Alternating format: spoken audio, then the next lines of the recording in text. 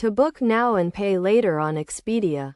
Start by visiting Expedia.com and logging into your profile or registering if you haven't already.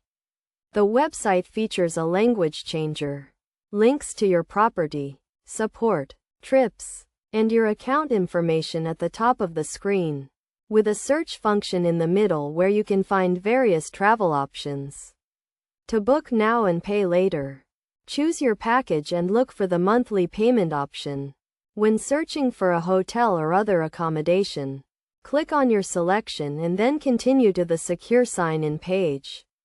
If you don't have an account, create one. Otherwise, simply sign in. Completing your reservation in this way allows you to split the cost of your trip into several payments, rather than paying the full amount up front.